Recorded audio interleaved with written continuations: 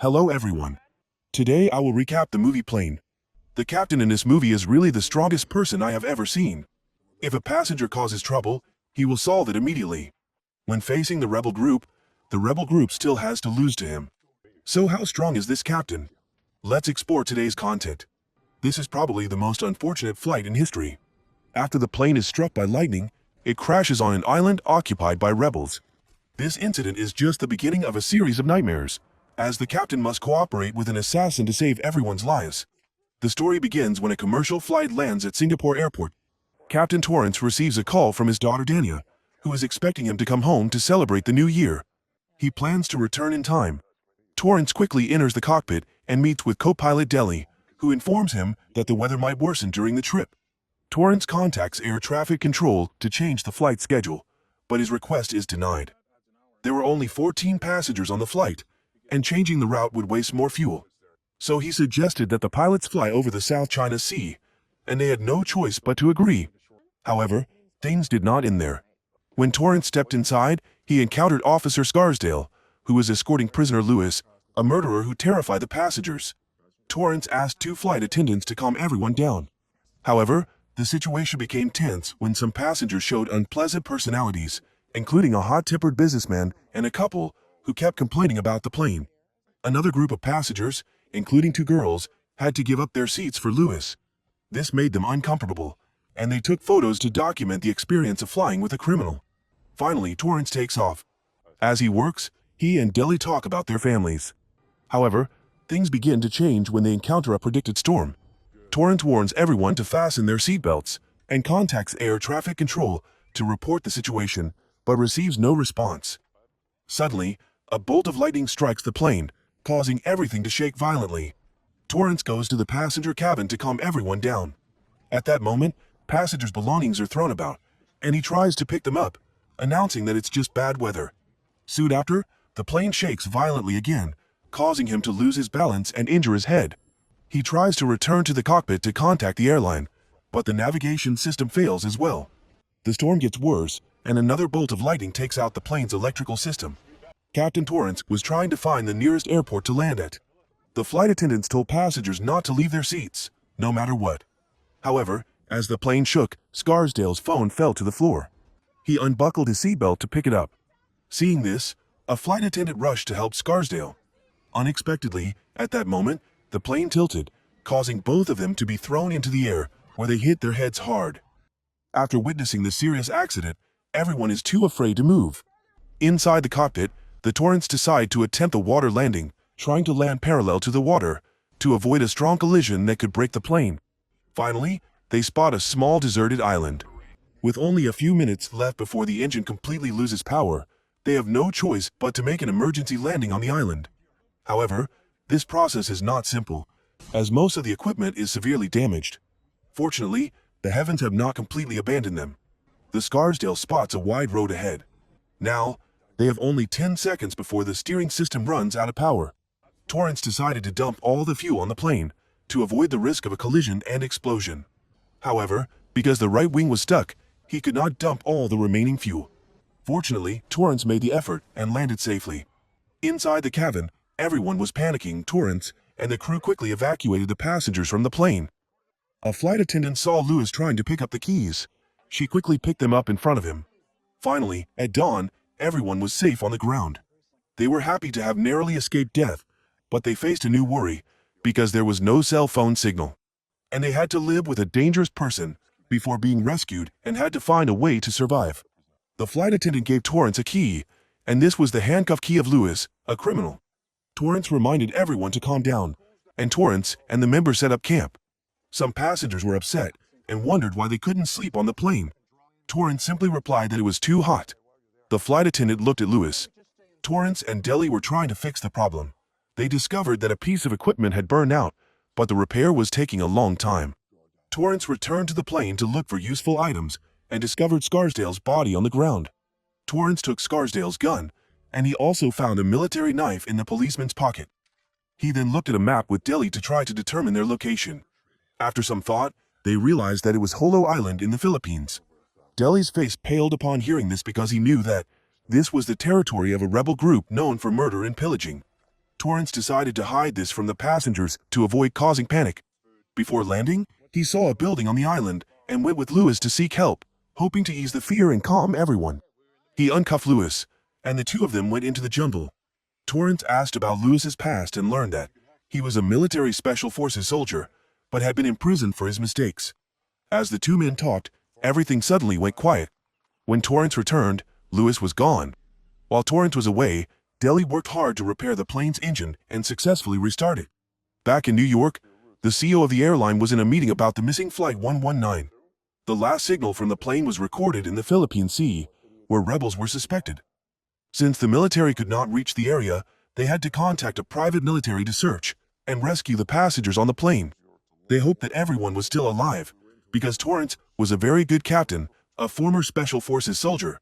Once the aircraft signal was restored, the response team quickly determined the exact location and immediately notified the mercenary team. They began preparing to fly to the location. However, an islander saw the aircraft and reported it to the Datu, the rebel leader. He immediately ordered his men to search for it. Meanwhile, Captain Torrance continued alone to an abandoned house. There, he found a broken phone and began to repair it. Fortunately, he successfully connected and immediately called the mainland, but the other end of the line had no idea what he was saying. Torrance quickly called his daughter Dania to inform the local authorities of their location. Dania was very worried and immediately wrote down the information her father provided. Suddenly, Torrance was attacked from behind. Thanks to his military experience, he easily overpowered and defeated the attacker. He quickly destroyed the phone to protect his daughter. One of the rebels, who had drawn a knife, attacked. However, Torrance dodged and took down the attacker with a chokehold. Gunfire rang out again shortly after, and Torrance quickly took cover as footsteps approached. Luckily, it was Lewis. He also gave Torrance a rifle. As they moved down, Torrance saw the bodies of the rebels that Lewis had killed. They also found some documents and videos. It turned out that this was where they kidnapped tourists and sent the videos to their families for ransom. After filming the ransom videos, they usually killed the hostages. Torrance understood that his passengers were in danger, so he drove the rebel car and quickly returned. When the passengers saw the convoy approaching, they thought they were saved and were very happy. However, Deli sensed that something was wrong and tried to stop everyone, but it was too late. They were immediately threatened by gunfire as the rebels got out of the car and restrained everyone. At this point, Torrance and Lewis heard gunfire in the distance and knew that something serious was going on, so they decided to leave the car and go closer to the plane to observe. Datu, the rebel leader, questioned the captain of the flight but got no answer, which made him extremely angry. He asked Deli for the passenger list and asked about Torrance, but no one dared to speak. A girl tried to run away but was immediately shot dead. Her husband called for help but was also killed on the spot. The situation was truly panic, and the passengers did not dare to resist anymore.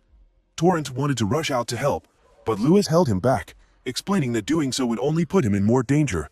He was forced to wait patiently until most of the rebels left. With only 2 rebels left, Lewis and Torrance searched the plane and took the passengers' belongings. Under pressure, the rebels revealed all the information they knew. They gave the leader's address. Lewis ordered one rebel to drag a man's body into the woods. Torrance then boarded the plane again. Torrance cannot wait for the rescue team, so he decides to leave a message by writing information on a shirt in the cockpit before going to rescue everyone. Lewis deals with the 2 rebels, and together with Torrance, they go to the village where the passengers were kidnapped. There, the bandits lock everyone in a room and film each person for the purpose of threatening and blackmailing them. The bandits appear aggressive but do not realize that Lewis and Torrance are approaching. We're determined not to let the robbers survive. Lewis and Torrance worked together well, defeated 2 guards without being detected, and slowly advanced inside, killing the robbers along the way. Finally, they reached the place where the passengers were being held. The rescue went smoothly, and the group was quickly loaded onto the vehicle safely. However, there was still a group of armed robbers ahead. If they acted carelessly, the risk of being discovered was very high. Torrance, after thinking for a while, decided to sacrifice himself to distract the robbers. The control office also received information from Torrance's call, along with the address provided by his daughter. At this time, the satellite had determined the exact location of the plane, and the office quickly sent the coordinates to the rescue team. Immediately afterwards, the mercenaries parachuted onto the plane. They also received information about the hostage situation left by Torrance, which clearly stated the location where the rebels were holding the hostages. Torrance tried to stay calm and walked up to the rebels. He introduced himself as the captain of a crashed plane and claimed that he did not know who they were. When the Data asked him if he had contacted anyone, Torrance replied that the police would be here soon. The rebels became angry and beat Torrance. As they raised their guns, ready to finish off Torrance, a group of mercenaries appeared. They were well-trained and equipped with modern weapons, and quickly defeated many of the bandits. The mercenaries had arrived thanks to a message Torrance had left behind. They then loaded Torrance and the others into a car and quickly drove to the plane. The Datu, the leader of the bandits, was furious and gathered everyone to chase after them. The mercenaries claimed that they were only there to provide backup, and that it could take up to 24 hours for the official rescue team to arrive, because the government needed to prepare thoroughly before confronting the rebels. Torrance was worried that not everyone would survive to wait for rescue, so he asked everyone to trust him again. They would leave on Flight 119. Everyone quickly panicked because they all knew the plane was badly damaged when it arrived, but this was the only way to save them. In the end, they decided to take the risk. Torrance asked the mercenaries to guard the surrounding area, so they could have time to repair some parts of the plane. Soon after, Datu suddenly attacked and injured a passenger. The flight attendant tried to help him inside, while the mercenaries continuously fired to prevent the rebels from getting closer. The mercenaries used modern guns to target the rebels. With superior firepower, the rebels fell one by one. The talented sniper fired bullets through the body of the car, killing the enemy. Lewis also actively participated in the fight, and decided to stay below to confront the bandits. After completing the repairs, Torrance rushed through the bullets towards the plane.